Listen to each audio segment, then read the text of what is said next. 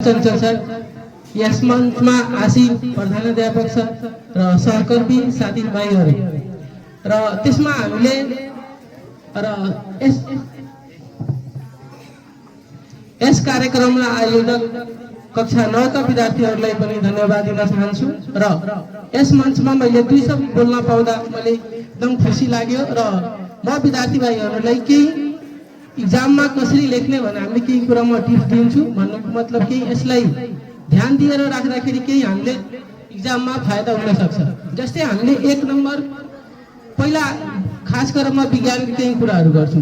जस्तै विज्ञानमा हामीले 4 किसिमको प्रश्न सोध्छ, प्रयोग, ज्ञान, बोध, प्रयोग, विश्लेषण, जसमध्ये हामीले 15% ज्ञानको क्वेशन हुन्छ, 30% प्रयोगको क्वेशन हुन्छ, 30% बोधको क्वेशन हुन्छ र 25% क्वेशन उच्च दक्षता हुन्छ। उच्च दक्षता क्वेशन जुन हामीले पुरै विद्यार्थीले कोर्सलाई राम्रोसँग बुझेको हुन्छ त्यो विद्यार्थीले क्वेशन सोल्भ गर्न सक्छ। जसमा त हामीले ज्ञान र बोधको कुरा गर्दाखेरि तिम्रो 45% क्वेशन ज्ञान र बोधको जुन हुन्छ, जुन हामीले कक्षा कोठामा बेसिक कुरा सुनेको आधारमा हामीले 45% को एन्सर दिन सकिन्छ। त्यसलाई नम्बरमा क्याल्कुलेट गर्दाखेरि टोटल 75 नम्बर मध्ये 33.75 नम्बर तिम्रो क्लासमा सुनेको आधारमा तिमीले लेख्न सक्यौ भने हामीले 33 नम्बर आउन सक्छ।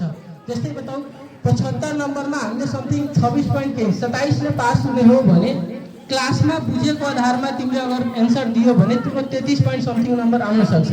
त्यो हिसाबले हामीले पहिला क्लासमा बुझेको कुराहरूलाई राम्रो प्रस्तुत गर्ने कोसिस गर्ने। त्यसपछि दोस्रो कुरामा हामीले इजी क्वेशन, जस्तै हामीले हरेक इक्जाममा पुरै क्वेशन गाह्रो हुँदैन, पुरै क्वेशन इजी पनि हुँदैन।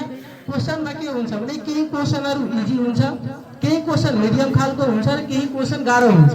अगर तिमीले सबभन्दा पहिला इजी क्वेशन लेख्ने कोसिस गर्ने, जुन मतलब 1 देखि मान हामीले 23 सम्म क्वेशन हुन्छ भने 1 नम्बर क्वेशनलाई सोल्भ गर्ने, 2 नम्बर क्वेशनलाई सोल्भ गर्ने, मान 3 नम्बर आएन 3 नम्बरले छोड्दिने। अगर सुरुमा अलिकति ट्राई गर्न सक्यो भने ठिक छ, हैन भने छोडेर नेक्स्ट क्वेशनलाई ट्राई गर्ने र 1 देखि लिएर 23 सम्म कम्प्लिट गरिसकेपछि बाँकी जुन क्वेशन छोडेका हुन्छ त्यसमा दिमाग लगाउने। किनभने कुनै क्वेशनमा तिमी अगर फस्यो त्यहाँ तिमीले फेरि त्यसमा दिमाग लगाउन थाल्यो भने तिम्रो दिमागको मानसिकता खस्छ, हामीले त्यो क्वेशन मैले गर्न सकेन, मेरो छुट छ भनेर मानसिकता खसेको कारणले अगाडिको क्वेशन आएको क्वेशन पनि तिमी गर्न सक्दैनौ।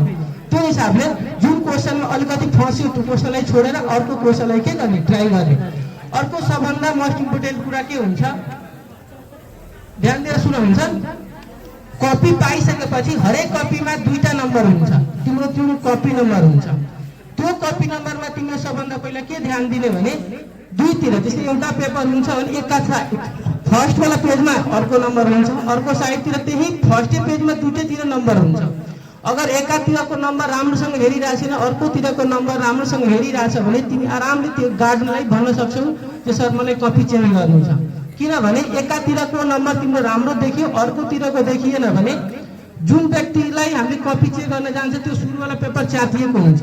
अगर आधा च्यातियो, आधा नम्बर त्यो गयो तिम्रो, फेरि अर्को नम्बर चढाउन गाह्रो हुन्छ। भन्नुको मतलब सिधा कुरा के बुझ्यो भने कपी लिने क्रममा तिम्रो नम्बर अगर कपी नम्बर राम्रोसँग दुईटैतिरको चिनिरहेको छैन भने कपी चेन्ज गर्न सक्छौ, गार्डले केही भन्दैन, आरामले कपी चेन्ज गर्छ। अर्को कुरा सिम्बल नम्बर लेख्ने क्रममा हामीले सिम्बल नम्बर 2 थरीको लेख्न पाउँछ, एउटा नम्बरमा लेख्न पाउँछ, एउटा अक्षरमा लेख्न पाउँछ। दुईटै कुरा राम्रोसँग लेख्ने।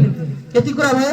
थर्ड नम्बरमा हामीले के भन्छ भने अब्जेक्टिभ क्वेशनको लागि अगर जुन विद्यार्थीले अब्जेक्टिभ क्वेशन सही गर्न सकेन भने हामीले त्यसले गाह्रो हुन्छ। जस्तै अब्जेक्टिभ क्वेशन 10 वटा हुन्छ, 10 नम्बरको हुन्छ। यसमा भन्नुपर्दा 10 वटा, जस्तै 27 ले पास हो भने 10 नम्बरको तिम्रो आँखको सामने हुन्छ एन्सर, त्यो नम्बर तिमीले आरामले ल्याउन सक्छौ। अब अब्जेक्टिभ क्वेशन गर्ने कसरी भने सबभन्दा पहिला अब्जेक्टिभ क्वेशनको 4 वटा अप्सन हुन्छ, 4 वटा अप्सन मध्ये 2टा अप्सन तिमीलाई हेर्ने बित्तिकै थाहा लाग्छ कि यो लगभग गल्ती हुन सक्छ कि सक्दैन। अगर सही आन्सर खोज्यो भने डाइरेक्ट सही आन्सर लगाउने। दोस्रो अप्सन के गर्ने भने गल्ती आन्सर खोज्ने। जस्तै मैले के भने सही आन्सर खोज्ने, सही आन्सर भएन भने गल्ती आन्सर खोज्नु। गल्ती आन्सर खोज्नुको मतलब के हो भने 4 वटा अप्सन मध्ये हामीले थाहा लाग्छ यो अप्सन हुन सक्दैन, यो अप्सन हुन सक्दैन, तर हामीले 4 वटा अप्सन मध्ये 2टा गल्ती खोज्यो भने 2टै पनि कुनै हुन सक्छ। त्यसको मतलब तिम्रो सही हुने चान्स बढी हुन जान्छ। किन 2टा छाडिदिएछौ, यो गल्ती छ, तो दुईटा मध्ये तिमी कुनै एउटा अगर अंदाजिक लगायो भने तिम्रो सही आन्सर बढी चान्स हुन्छ। अर्को कुरा अब्जेक्टिभ क्वेशन कहिले पनि नछोड्नु भनेको माना 10 वटा मध्ये तिमीले 8 वटा लगाइसकेको थाहा छ तर दुईटाको आन्सर तिमीलाई थाहा छैन, त्यसमा के गर्यो भने कुनै न कुनै अप्सनमा एउटा लगाइदिने, छोड्दाखेरि पनि नेगेटिभ मार्क छैन, छोड्दाखेरि पनि नम्बर पाउँदैन भनेको कुरा बुझिरहेछ। अब्जेक्टिभ क्वेशनको आन्सर थाहा भए नभए त्यसको अगर थाहा छ भने सही आन्सर लगाउने, थाहा भएन भने कुनै न कुनै 4 वटा मध्ये एउटा चुज गरेर त्यसको आन्सर के गरिदिनु लगाइदिनु।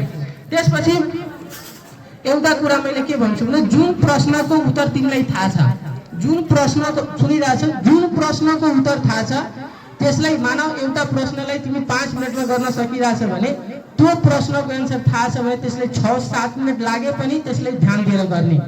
जुन विद्यार्थीले आएको प्रश्न अगर गल्ती गर्छ भने आएको प्रश्न गल्ती गर्छ भने जुन थाहा छ त्यो 100% गल्ती हुन्छ।